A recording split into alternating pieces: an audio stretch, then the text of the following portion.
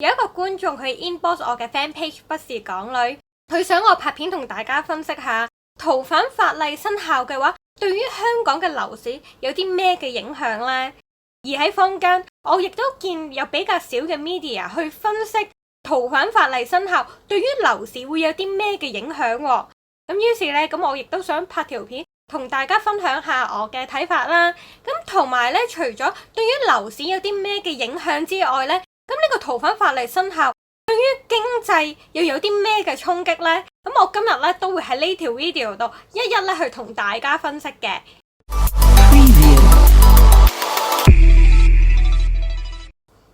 Hello， 大家好，我係依糕。相信有啲人都會知道，香港樓價之所以咁高，有一部分嘅原因都係因為有好多嘅大陸人都嚟香港買樓啦。點解佢哋會嚟香港買樓呢？咁有一個嘅原因呢，就係因為一啲有錢嘅大陸人，佢哋咧想將啲資產轉移，咁而香港同大陸又比較近，咁於是咧佢哋就揀呢啲資產轉移咗落香港度啦。咁而轉移嘅方式咧就係揀咗買樓嘅。但係咧，當呢個逃犯法例生效嘅話，政府絕對係有權可以凍結，甚至係充公喺香港嘅財產喎。俾你嘅話，哇，隨時可以凍結甚至充公你啲財產喎。你仲敢唔敢將你嘅資產財產留喺香港呢？咁相信咧，俾你都唔敢啦。同樣嗰啲大陸人一樣，佢哋都會擔心嘅。所以咧，咁萬一逃犯法例生效嘅話咧，佢哋就唔會選擇再將啲資產轉移落香港，而係咧揀其他嘅地方。咁例如可能係美國啊、加拿大啊或者澳洲。咁總之咧，佢哋就一定唔死都唔會再揀香港噶啦。所以咧，簡單啲嚟講，逃犯法例生效嘅話，會令到有一部分嘅資金流出香港嘅樓市。但係咧，咁我亦都頭先都講過啦，咁有需要得去資產轉移嘅大陸人，咁佢哋都好有錢啦。咁佢哋咧好多時都係揀買豪宅嘅。咁所以咧，呢一個法例嘅衝擊咧，最先一定係會衝擊到香港嘅豪宅先。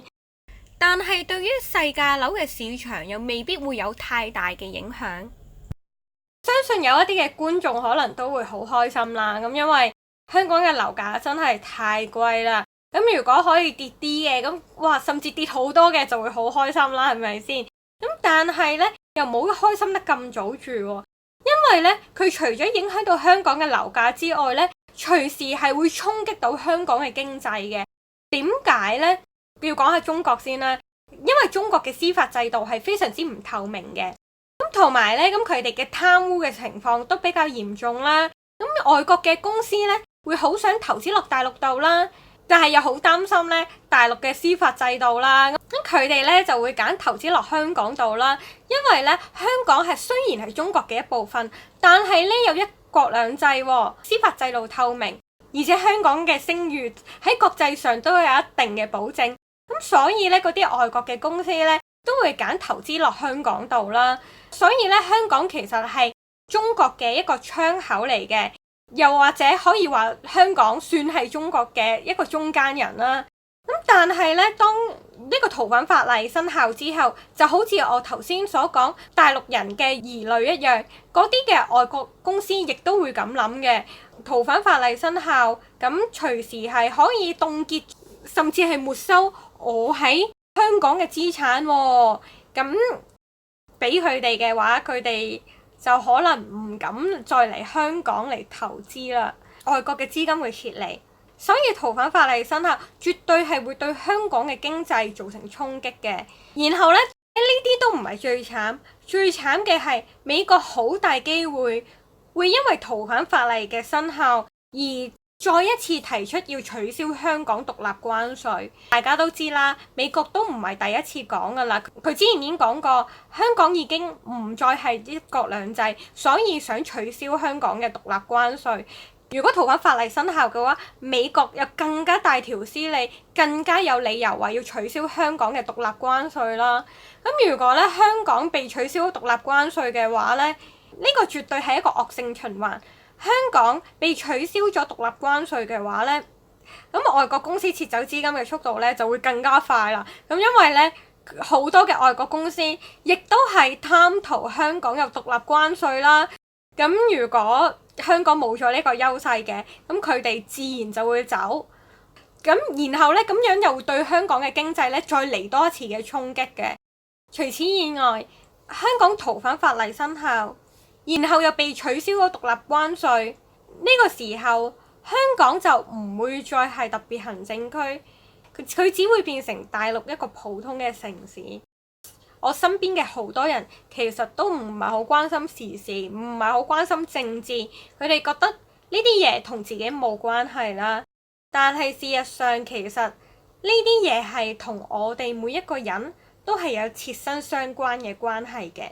咁我亦都好希望大家係可以多啲關心一下時事啦。就算改變唔到啲乜都好，起碼唔可以咩都唔知咯。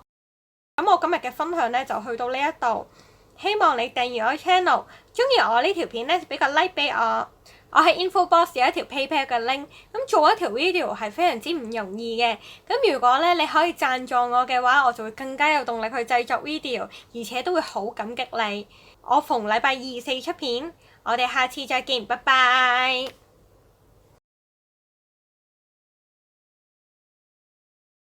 今日要同大家分享一個我好恐怖嘅經歷。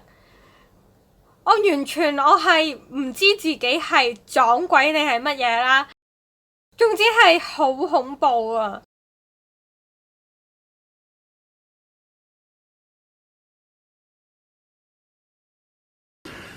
I know that this week in Hong Kong, thousands of people will be making their views clear, demonstrating against the proposals on extradition which the government have put forward, extradition to China.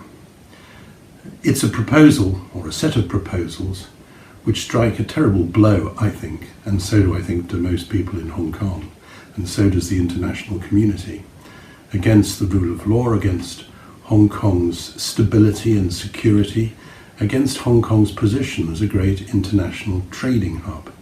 And the surprise is that the government in Hong Kong doesn't seem to understand that. It does make you wonder sometimes who actually runs Hong Kong these days. Is it the Hong Kong government, or is it the Joint Liaison Office acting on behalf of the communist regime in Beijing? Why is this important? Well, it's the latest in a number of things that have happened in recent years, which have tightened Beijing's grip on Hong Kong and which have profoundly worried people. I think for 10 or a dozen years after 1997, things in Hong Kong went pretty well. Of course they could have gone better. I'm sorry that Beijing throttled the development of democracy, much against the promises it had made earlier. But by and large, I think Hong Kong remained a very free and successful society. But ever since the regime in Beijing started to roll back Deng Xiaoping's reforms and the developments that had taken place under Jiang Zemin and Zhu Rongji and Hu Jintao and Wen Jiabao, ever since then, with the party taking control over everything, cracking down on dissidents, cracking down on human rights, locking people up, incarcerating them in Xinjiang, and so on. Ever since then, we know that Beijing has also been tightening its grip, or trying to, in Hong Kong. And I think that the latest proposals on extradition are an example of that. Now, a lot of very spurious arguments are put forward. It's said that the present situation is a loophole which needs to be filled up. That's absolute nonsense. People have known exactly why there shouldn't be an extradition agreement with China for years. And many of the arguments put for the government's proposals don't actually pass the laugh off your seat test. The argument that, well, it's better to have an extradition treaty than to abduct people illegally from Hong Kong. Are people really supposed to believe that? It's said that, well, of course, Western democracies in Europe have extradition agreements with China, but they're in a very different position to the position that Hong Kong is in. The reason why international chambers of commerce, why lawyers, why business around the world, why governments have raised their objections is very simple. Because what these proposals do is to remove the firewall between Hong Kong's rule of law and the idea of law which prevails in communist China. An idea of law where there aren't any independent courts, where the courts and the security services and the parties' rules, which are sometimes pretty obscure, are all rolled together. That's why we've seen recently Canadian citizens locked up, taken as it were hostage against things happening in Canada itself under the rule of law there. So it's not surprising that people are so worried about what is happening. I know that when people talk about the particular problem in relation to Taiwan, the leaders of the Hong Kong Bar Association over the last few years, I think a dozen of them have put forward proposals which show how you could deal with that issue, building on the existing common law. So these proposals are bad for Hong Kong. They, I think, raise all sorts of questions which the government haven't even thought through, not least about Hong Kong's economic importance and economic stability.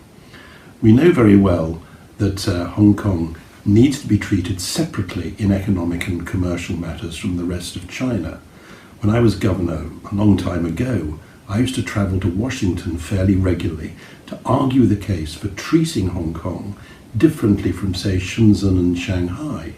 But if you appear to be regarding Hong Kong from Beijing as though it was just another Chinese city, then sooner or later economic governments around the world and businesses around the world, when they're looking even at things like the Belt and Roads Initiative, are going to regard Hong Kong as just another part of China, and that would be really bad for the standard of living, for the quality of life in Hong Kong. Above all, of course, if we go ahead, if the government goes ahead with this extradition agreement, it will cause unnecessary worries and anxieties in Hong Kong.